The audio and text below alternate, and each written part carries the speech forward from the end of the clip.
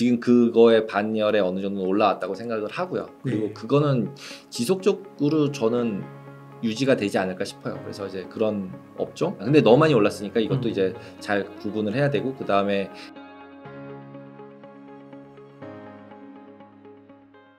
우리가 자본주의에 살고 있기 때문에 주식 투자를 안 하고 있는 것 자체도 리스크라고 생각이 들어요. 그러니까 집 얘기, 부동산 얘기도 되게 많이 하잖아요. 다들 집을 사야 되냐 말아야 되냐. 근데 이제 그 부분도 비슷하다고 생각이 들어요. 저는 집 한 채가 있는 게 그게 집을 산 거냐 이거죠. 집에 투자를 한 거냐 이거죠. 어쨌든 집 한 채는 있어야 될 거야. 내가 살 집은 있어야 돼. 그 월세를 내든 자가를 하던 전세를 하던. 그러면은 결국 한 채를 가지고 있는 게 저는 스퀘어, 그러니까 중립 포지션이라고 생각을 한다는 거죠. 예. 그러니까 결혼을 해서 어쨌든 집 한 채를 가지면 그게 빚을 꼈던 은행 빚을 꼈던 어쨌든 모기지를 껴서 가지면 그게 이제 제로. 그렇죠. 그리고 한 채도 없으면은 매도한 거나 마찬가지인 거잖아요. 숏 포지션인 거고 제가 이제 트레이딩 쪽의 관점에서 보면 숏, 롱, 중립이 있는데 숏이란 건 이제 매도했다는 내려가야 나한테 이득인 거고 중립은 그냥 오르던 내리던 상관없는 거. 그다음에 롱이다라는 포지션은 올라가는 거죠. 그러니까 한 채 더 사는 건 롱이고 그냥 아무것도 안 가지고 있으면은 이제 숏이고 한 채가 있으면 중립인 거죠. 그렇죠. 왜냐면 내가 집을 살아야 되니까. 주식도 마찬가지인 것 같아요. 우리가 자본주의 사회에 살고 있는데 0이다. 그러면 이제 0이란 얘기는 다른 거 뭔가 가지고 있는 거잖아요. 그럼 원화를 가지고 있든 뭐 집을 부동산을 가지고 뭔가 가지고 있는 거잖아요. 주식 그렇죠. 대신에. 예. 그러면 현금을 가지고 있다고 치고 은행에다 예금을 해놨다고 치면 어쨌든 손해라는 거죠. 인플레를 못 따라가는 건 확실하니까 은행 예금이.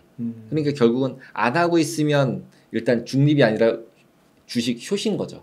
일정 부분은. 근데 이제 그게 10% 주식을 넣는 게 더 적절하냐, 20이 내 전체 재산에서 30이냐, 50이냐, 뭐 80이냐 이거에 따라서 달라지잖아요. 그래서 이제 그거는 이제 어떻게 생각하면 본인의 손익의 감량 부분이라고 생각이 들어요. 그 다음에 자기의 수입이 증가하는 양, 속도 이런 거에 따라서 어느 정도의 양을 주식으로 가져가는 거는 무조건 맞다라고 생각을 들어서 지금이 주식을 사야 되냐 팔아야 되냐는 논리보다는 그냥 지금 현재 내 상황에서 봤을 때는 리스크 자산이 얼마 정도 들어가 있는 게 맞냐라고 보는 게 맞는 것 같고요.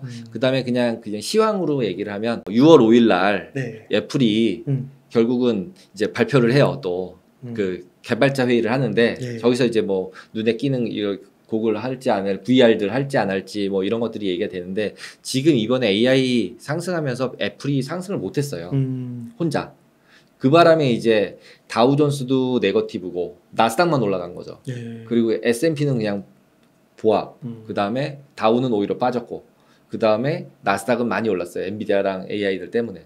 그럼 이제 세계로 보면은 S&P는 제자리네. 미국 주식 투자해놓고 지금 실제로 수익 난 건 AI 투자하신 분들만 수익이 난 거고 우리나라도 연초에 수익이 난 건 2차 전지를 투자하신 분들만 수익이 난 거고 그리고 엔터주 그 두 업종만 투자하신 분들만 수익이 났던 거예요. 그 외의 분들은 다 지금 미국도 똑같다는 거죠.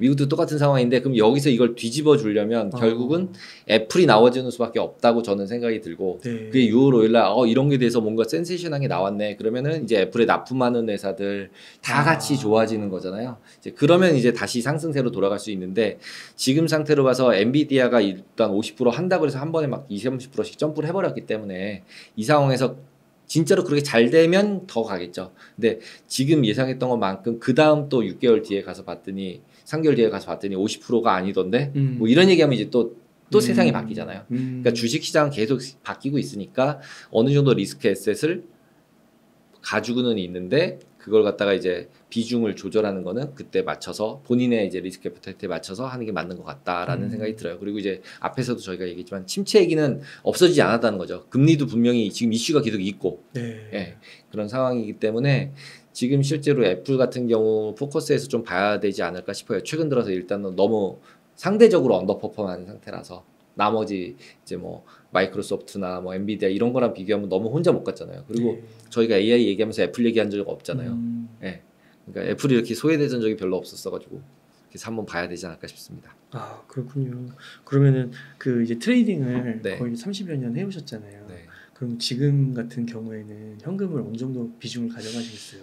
저는 그냥 지금 저 같은 경우는 50대 50이라고 생각을 해요. 50대 50이요? 네, 50대 50이라고 생각을 해요. 왜냐하면 일단은 기술적 분석으로 나스닥 같은 지표들을 이렇게 보면은 실제로 보면은 올라갈 것 같이 생겼어요. 나스닥이요. 나스닥은. 네. 그리고 오래됐어요. 연초부터 올라갈 것처럼 생겨 있었어요. 침체라고 난리를 치고 얘기를 하지만 올라갈 것처럼 차트가 생겨 있었고 그 다음에 변동성도 낮았어요. 일반적으로 보통은 폭락하기 전에는 변동성이 이렇게 살살살살 올라가요. 빅스 인덱스라고 하는 인덱스가 계속 올라가잖아요. 근데 지금 같은 경우는 올해 같은 경우는 잘 안 올라갔어요. 올라가면 바로 내려가고 올라가면 바로 내려가고. 그러니까 폭락하는 거에 대한 위험을 사람들이 그렇게 기대하고 있지 않은 거죠. 작년에 너무 많이 빠져서 그런가요? 네, 그렇죠. 많이 미리 빠진 거죠. 그래서 저는 이제 그게 프라이스에 반영이 어느 정도 됐다라고 생각을 하는 부분들이 있었고, 근데 어쨌든 침체가 왔을 때 빠진 건 확실하잖아요. 침체가 오면 빠질 건 확실하잖아요. 침체가 우리 주식은 안 빠져. 이렇게 얘기하기에는 좀 논리가 안 맞잖아요. 근데 침체가 안 올 거다라고 100% 얘기하기가 너무 힘든 펀더멘탈 지표들을 가지고 있기 때문에 예, 그렇기 때문에 이제 뭐 이제 주식들이 다 실적이 다 갑자기 너무 좋아져. 엔비디아처럼 50%씩 우리 가이드는 상향이야. 뭐 이런 게 전업종에서 퍼지면 모르는데 그럴 가능성은 별로 없어 보이니까요. 네. 근데 만약에 빠지더라도 전저점 밑으로 빠지고 이런 건 아니잖아요. 저는 아닐 것 같아요. 네. 저는 아닐 것 같아요. 그래서 변동성이 못 올라온다고 생각해요. 그럴 가능성이 많다면 변동성 이제 특히 이제 옵션 쪽 거래하다 보면 행사 가격이라는 게 있어서 많이 빠지면은 행사되는 옵션들을 이제 보험으로 들어요. 근데 이 보험을 드는 사람이 생각보다 적은 거예요, 지금. 그렇구나. 그래서 변동성이 낮은 거거든요. 이걸 보통 이제 보험 드는 사람들이 아니야, 위험해서 못 도저히 안 되겠어. 그러면 이걸 막 사요. 그러면 이게 비싸질 거 아니에요. 사는 사람이 많아지면. 그럼 그게 비싸지고 나면은 이제 빅스도 따라서 같이 올라가요. 네. 그랬는데 그게 못 올라간다는 얘기는 저렇게까지는 안 될 것 같다는 거죠. 침체가 와도 막 30% 50% 빠지는 이런 침체는 아닐 것 같고 뭐 끽 나와봐야 10에서 20% 사이. 근데 솔직히 주식에서 10에서 20% 정도는 뭐 감내하면서 가는 거잖아요. 원래 흔들리는 거 감내하고 가면서. 네. 그러다 보니까 결국은 이제 어느 정도는 주식 포지션을 가지고 있어야 한다. 아무리 뭐 침체가 온다고 가정을 해도 다 파는 것도 아까 제가 숏이라고 말씀드렸잖아요. 네. 아무것도 없다, 주식이 없다 그런 얘기는 나는 주식에서 중립이야라고 얘기할 수 없다는 거죠. 왜냐하면 우리는 자본주의 세상에 살고 있기 때문에 아무리 적어도 제 생각에 20% 정도는 항상 보유하고 있어야 되는 것 같아요. 자기 전체 재산에서 한 20%, 주식 20%는 가지고 있고 20에서 50 갔다가 70, 80 갔다가 다시 내려왔다가 이렇게 왔다 갔다 하는 경기 상황에 맞춰서 그게 그냥 직장인이 개인의 입장에서 투자를 하는 입장에서는 제일 적절한 자산 운용이 아닐까 싶습니다. 그렇군요. 그러면은 만약에 지금 주식 투자를 한다고 하면 어떤 좀 섹터나 주식이 좋아 보이세요? 제가 솔직히 그 주식을 잘 몰라서 저는 대부분 다 ETF로 투자를 하고요. 섹터. 섹터로만.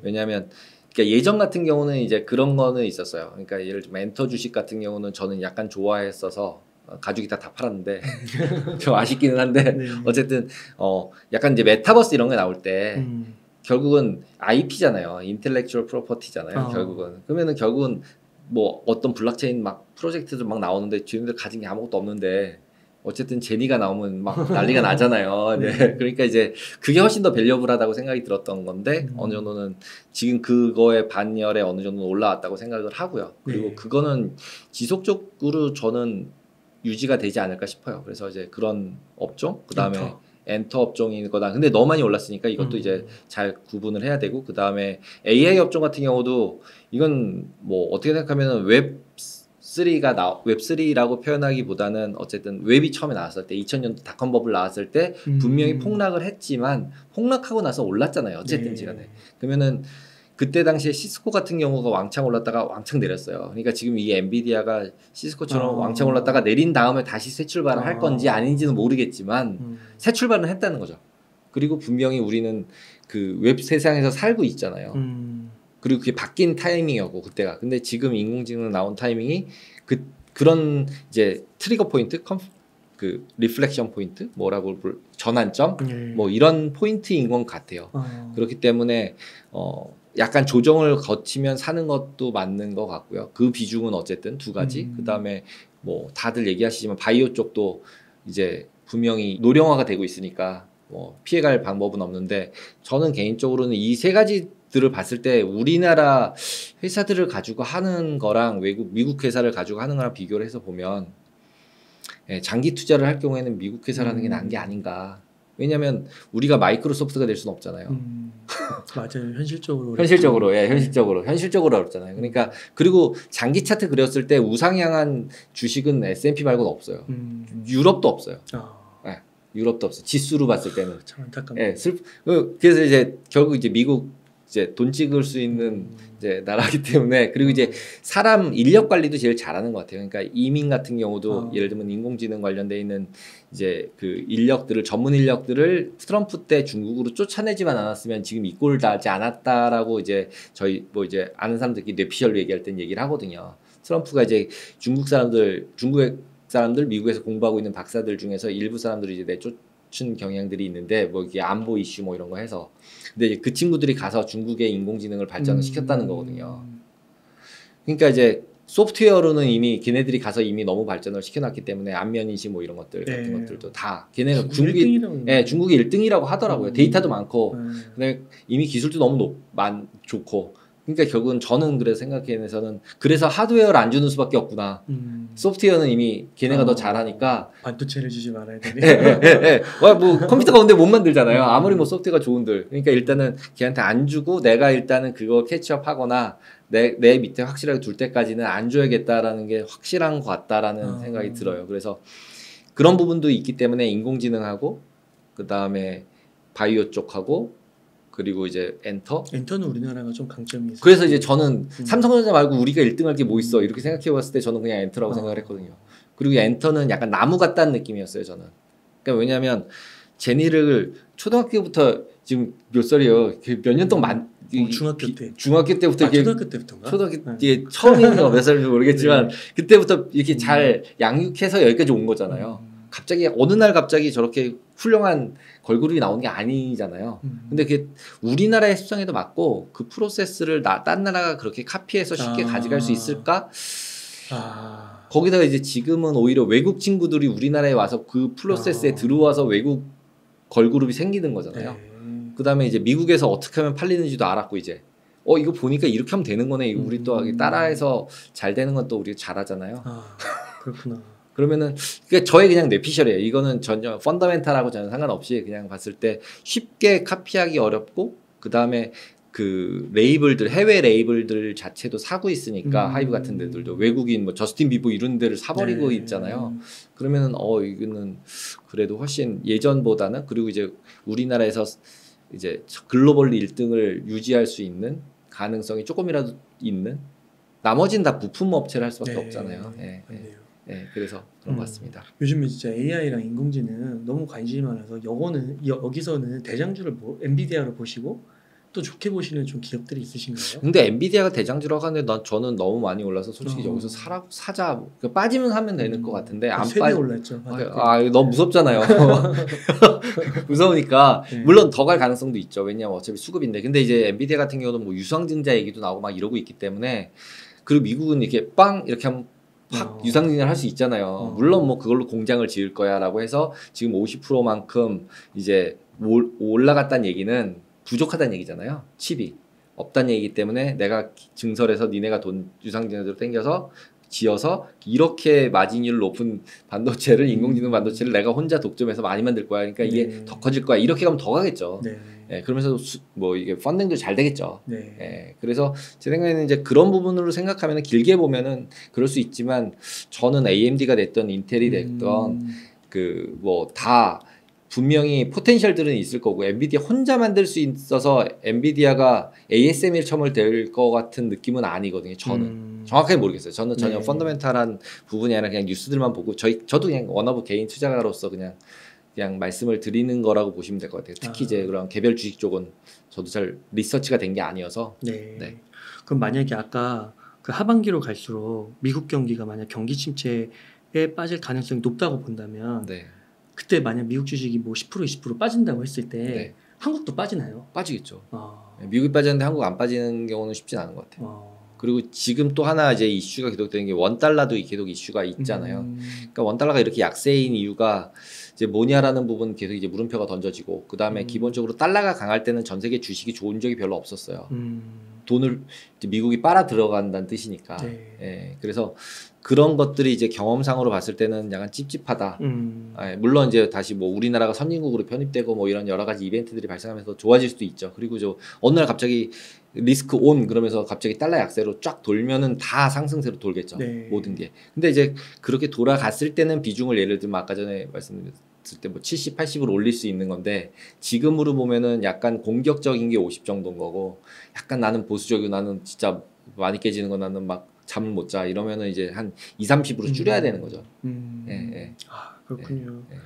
그러니까 지금 현재는 푸름이 괜찮은 것 같아가지고요. 국내 주식 시장이 흐르면 반도체도 좀 올라가는 것 같고. 그렇죠. 예.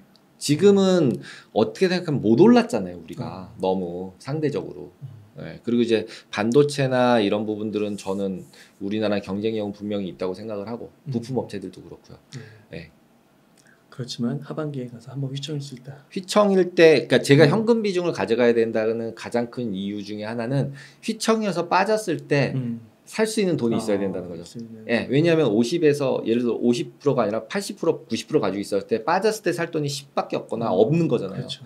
그러면 그냥 5년 기다려야 되잖아요. 제자리 오려면. 맞아요. 경기 순환 해야 되니까. 네, 한 바퀴 돌아야 되니까. 근데 50 가지고 있으면 혹시 50만 가지고 있을 때 올라갔을 때도 마음은 평안하단 말이에요. 그래도 내가 더 사지 못해서 억울하긴 하지만 그래도 먹은 게 있잖아요. 근데 반해서 빠졌을 때는 그 아픔을 견딜 거냐는 차이가 분명히 존재를 하는 거고 그 다음에 이제 실제로 이제 안 빠지고 올라가도 해피하고 마음은 올랐으니까 좀 아쉬울 뿐이지. 근데 빠졌을 때도 더 사니까 실제로 본전? 그러니까 금방 원금이 빨리 오거든요. 밑에서 산 게 반 이상 들어가지면 훨씬 더 개수 늘리는 거 이제 코인 하시는 분들은 대체적으로 뭐 모은다고 표현하시잖아요. 주식도 모으는 거지 파는 거 아니라고. 뭐 코인도 팔고 사고 하는 거 아니고 모으는 거라고 이렇게 얘기를 하시더라고요. 그래서 아 모은다.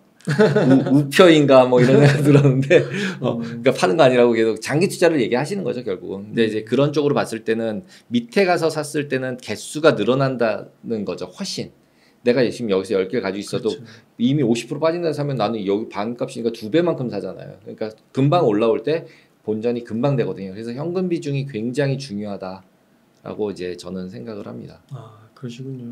그러면은 그렇게 빠질 때 아까 말씀해주신 대로 엔터, 인공지능, 바이오 이런 뭐 그런 걸로 사야 되겠죠. 네, 장기적으로. 만약 국내 주식 중에 삼성전자, SK하이닉스 같은 반도체 쪽은 좀 어떠세요? 그냥 반도체 ETF 사는 게 낫지 않을까요? 오히려 저 같은 경우 왜냐하면 이제 소형 반도체 회사들도 좋은 회사들이 저는 있다고 들었어서 소부장 쪽으로. 근데 이제 그게 뭔지 리서치도 잘 안 되고 솔직히 공부 열심히 해야 되잖아요. 하려면 탐방도 가고. 그러니까 근데 맞아요. 삼성전자 오를 때 더 많이 오른다고 하더라고요. 네. 그러니까 이제 저는 보통 외국인들 이제 헤지 펀드들이나 이런 이제 매매하는 데들이 공매도를 되게 나쁘게 얘기를 하잖아요. 저희 나라에서는 솔직히 공매도라는 건 차입이에요. 그러니까 외국 애들의 입장에서는 삼성전자 일단 매도를 쳐요. 그러면은 돈을 주잖아요. 원화를. 그러면 다른 주식을 사요. 그러고서 이제 그게 마켓 뉴트럴이라고 불리우는 전략들인 거예요. 왜냐하면 안 그러면은 달러를 가져와서 원화를 환전한 다음에 원화 환전한 걸로 한국 주식을 샀다가 이익이 나면은 다시 원화를 달러로 환전해 나가야 되잖아요. 그러면서 여기서 계속 이제 피가 많이 발생하잖아요. 그 다음에 자기는 외환에 대한 리스크를 지고 싶지 않아요. 어떤 데들은 이제 글로벌리 주식의 익스포저를 위험도를 분산시키기 위해서 각 나라별 통화를 그냥 가지고 있는 경우들도 많이 있어요. 이제 그런 데는 헤지 펀드가 아니라 연기금, 뭐 펜션 이래서 전체가 성장하는 거에 따라서 따라가는 쪽으로 가는 펀드들이 있는 거고 그런 것들은 ETF로 이제 VT 뭐 이런 것들로 해서 상장돼 있는 것들도 꽤 좋은 것들이 많이 있어요. 진짜 뭐 아무 나라나 다 주식 가지고 있는 거 그런 것들도 물론 있기 때문에 원하면 그런 거를 사는 것도 저는 나쁘지 않다고 생각이 들고 그냥 우리나라 같은 경우도 지금 말씀을 삼성전자 얘기를 들었던 이유가 삼성전자 매도치고 나머지 것 사는 경우들도 있단 말이에요. 그 얘기는 뭐냐면 이제 하나는 바이 하나는 셀이란 말이죠. 그럼 이게 공매도거든요. 그러니까 차입 공매도 해서 그걸로 다른 걸 또 사거든요. 그러니까 차입 공매도를 없애면 예를 들면 이거 살 사람도 없는 거예요. 이 소부장도 살 사람이 없어요. 왜냐면 달러를 바꿔서 들어와 살 생각은 없어요. 외국인 헤지펀드, 롱숏 헤지펀드는 숏, 롱이 다 돼야만 들어와서 뭔가를 할 생각이 있지 원천적으로 롱숏이 안 되면 들어올 생각이 없어요. 이 나라에. 왜냐면 이번에 그 CFT 사태에도 보셨지만 공매도가 없다는 얘기는 저 나라에 있는 애들끼리 짜고 쳐서 올릴 수 있다고 생각을 하는 거잖아요. 자기가 그 안에 내용을 정확히 알 수는 없고 그렇구나. 오히려 그러면은 결국은 양쪽이 다 이제 다 가능한 세상에 들어가서 나는 이제 사고팔고를 같이 하기 때문에 그러니까 어떻게 생각하면 그런 게 다 풀리고 나면은 삼성전자 매도치고 이제 소형 종목들을 매수하는 이런 거래들을 많이 하니까 오히려 이런 조그만 주식들은 또 좋아질 가능성도 없잖아 있는 거죠. 이런 게 다 풀리고 나면. 그리고 삼성전자 원래 공매도 제일 많은 종목 중에 하나예요. 없지 않아요. 네, 원래 많아요. 찾아보시면 지금도 맞아요. 지금도 높아요. 지금도 높을 거예요. 제가 요즘 이제 한국 잘 안 봐서 모르겠는데 지금도 높을 거예요. 그게 삼성전자가 나빠서 파는 게 아니에요. 차입이에요, 차입. 돈 빌리는 거예요. 네. 그리고 그 안에서 한국 시장 안에서 이제 다른 거 사는 거죠. 예. 그때 이제 반도체 소부장 쪽이 좀 볼 수도 있으니까 그냥 삼성전자 하나 사는 것보다는 저는 뭐 반도체 ETF가 됐던 요즘 종류도 너무 많더라고요. 이거를 이렇게 그거를 많이 하셔서 그런가 이렇게 설명해 주시는 분이 많이 없으셨던 것 같아요. 이렇게 큰 시야에서 그러니까 외국인들 그 롱숏 쪽은 그게 다 돼야만 들어오는 거군요. 네. 그래서 왜 그렇게 그 요구를 하는지 공매도 풀어달라고 하고 해달라 그래야 뭐 MSCI 지수 들어보는 그쵸. 그게 다 그렇게 연결이 되는 거군요.